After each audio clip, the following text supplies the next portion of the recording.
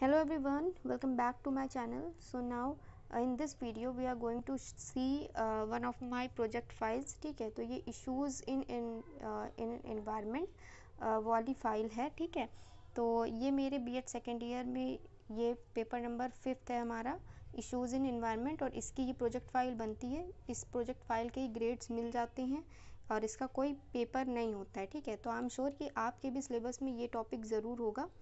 तो चलिए देखते हैं इसकी फ़ाइल. हमें जो टॉपिक मिला था, 3 टॉपिक्स मिले थे, उसमें जो पहला टॉपिक था that was self made garden. ठीक है, तो उसके बारे में यहाँ पर इंक्लूडिंग पिक्चर्स यहाँ पर पूरा डिस्क्राइब किया है मैंने. ठीक है, इसकी meaning, then importance of garden, क्या क्या इंपॉर्टेंस होते हैं, जैसे कि हमें जो फ्रेश वेजिटेबल्स फ्रूट्स मिलते हैं गार्डन से, हम लोग हेल्दी अगर खाना चाहते हैं तो हमें गार्डन बनाना चाहिए. इसके अलावा एनवायरनमेंट को कैसे हेल्प करता है ये गार्डन. ठीक है, सॉइल के लिए और सोल के लिए, दोनों के लिए अच्छा होता है. कंस्ट्रक्शन फिर कैसे होगा गार्डन का, वो यहाँ पर ब्रीफली यहाँ पर डिस्क्राइब किया गया है स्टेप वाइज. ठीक है, और इसके अलावा जो भी जैसे प्लांटेशन वर्क होता है तो वो सब यहाँ पर उसके बारे में लिखा गया है. एंड कैसे हम एक वॉर्म टेस्ट कर सकते हैं और किस तरह से हमें प्लॉट डिग करना है, कौन सा ऑर्गेनिक मटेरियल हमें ऐड करना है. ठीक है, इसके अलावा जब गार्डन बन गया तो उसका प्रोटेक्शन कैसे करना है, तो ये सब चीज़ें भी यहाँ पर इस फाइल में मेंशन की गई थी. इसके बाद में जो नेक्स्ट टॉपिक था हमारा दैट वाज एयर पोल्यूशन. ठीक है, तो एयर पोल्यूशन मेरा टॉपिक था जिसके ऊपर मैंने ये रिपोर्ट बनाई. ठीक है, तो इसमें जो मेन पॉइंट्स होते हैं, जो मेन जो सेंसस या डेटा अवेलेबल था विकीपीडिया वगैरह पे, वो यहाँ पर इंक्लूड किया है. सब कुछ टोटली इंटरनेट की हेल्प से ही पूरी फाइल बनाई गई है और फोटोग्राफ्स भी वहीं से लिए गए हैं इंटरनेट के थ्रू. ठीक है, फिर इन्वायरमेंट कॉजेज़ ऑफ पोल्यूशन. ठीक है, क्या होता है fuel adulteration and greenhouse gas emission, traffic congestions and जो भी इफ़ेक्ट्स वगैरह होते हैं, ये सब चीज़ें यहाँ पर मेंशन की गई थी. ठीक है, क्या स्टेट वाइड ट्रेंड होते हैं, मतलब क्या ट्रेंड है, मींस जैसे कि पीएमएफ की वैल्यू दिल्ली में अगर देखी जाए तो काफ़ी ज़्यादा है, लखनऊ वगैरह में ज़्यादा है, फिर जो और विलेज एरियाज़ हैं, रूरल एरियाज़ हैं, वहाँ पर कम है, या कुछ सिटीज़ में ज़्यादा है, कुछ सिटीज़ में कम है.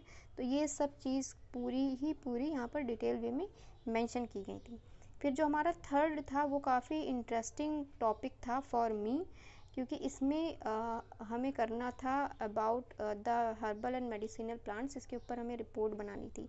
तो इसमें अगर हम बात करें अपने हॉली तुलसी की, हॉली बेसिल जिसे हम बोलते हैं इंग्लिश में, तो tulsi is a very important plant for every Indian, तो इसलिए सबसे पहले पेज पे I have mentioned this plant.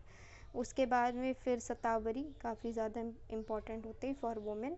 Aloe vera जो तो सबका फेवरेट ही होता है ना, बेसिकली जो जितने भी कॉस्मेटिक वाले यूट्यूबर्स होते हैं ब्यूटी वाले, तो उनके लिए भी एलोवेरा जेल सबको पता होगा. इसके अलावा कुछ ऐसे भी प्लांट्स थे जैसे स्वीट फ्लैग जो इतने कॉमन नहीं है. अश्वगंधा तो कॉमन है.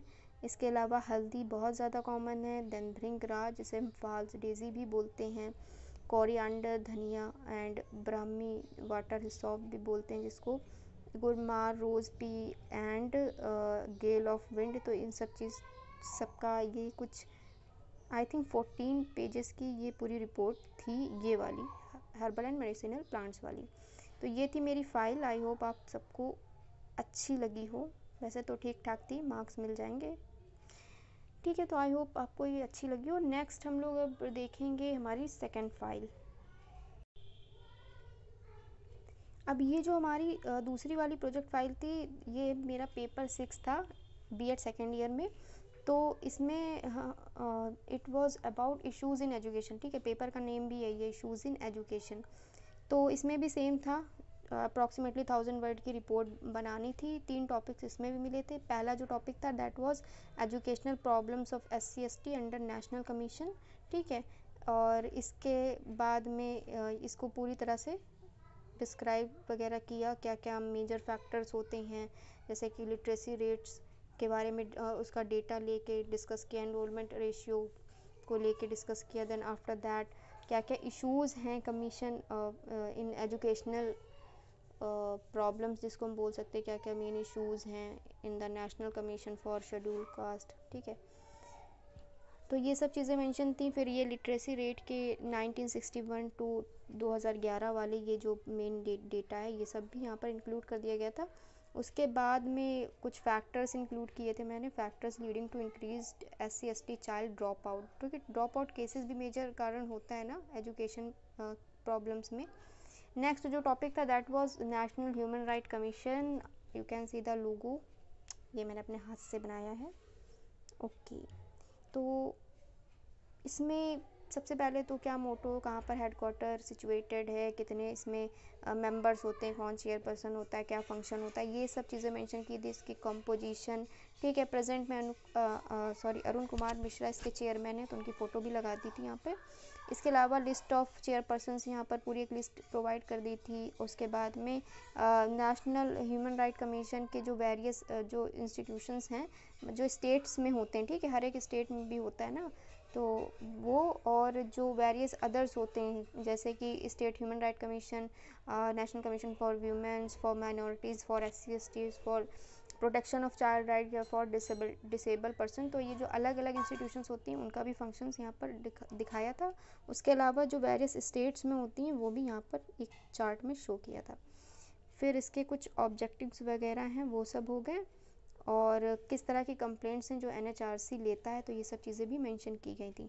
नेक्स्ट जो टॉपिक था that was right to education, ठीक है। तो राइट टू एजुकेशन जो कि हम सबको पता है काफ़ी ज़्यादा इम्पॉर्टेंट टॉपिक है। ये प्राइमरी एजुकेशन या हम बोल सकते हैं जो प्राथमिक शिक्षा होती है 6 से 14 वर्ष के जो बच्चों को देनी होती है ना, तो उसके ऊपर ये पूरी रिपोर्ट थी। तो ये छोटी छोटी 3 रिपोर्ट्स थी, एक थी राइट टू एजुकेशन और उसके बाद में थी पीस एजुकेशन क्या होता है, ठीक है। ये भी symbol I have drawn with my own hand, ठीक है। अपलॉड मी, ओके, तालियां बजाइए थोड़ी सी। चलो चलो जोक्स अपार्ट, ठीक है। तो पीस एजुकेशन हो गया। पीस एजुकेशन के बाद में फिर ये था इंटरनेशनल डेज़ ऑफ यूनेस्को, ठीक है। तो यूनेस्को में जो है कुछ डेज़ होते हैं, इंपॉर्टेंट डेज़, आप सबको पता होगा। ये world poetry day, world water day, women's day वगैरह, ये सब जो जितने भी होते हैं इंपॉर्टेंट डेज़ होते हैं ये सब भी यहाँ पर मेंशन करने थे। तो ये पूरी फाइल थी मेरी फॉर पेपर नंबर 6, ठीक है। तो आई होप आपको ये फ़ाइल ठीक ठाक लगी हो, इसमें पिक्स कम लगी हैं थोड़ी सी, पिक्चर्स वगैरह। तो इतना था आज की वीडियो में। इन नेक्स्ट वीडियो हम थोड़ा असाइनमेंट फाइल्स के बारे में देखेंगे, ठीक है। तो तब तक के लिए bye and please like share subscribe.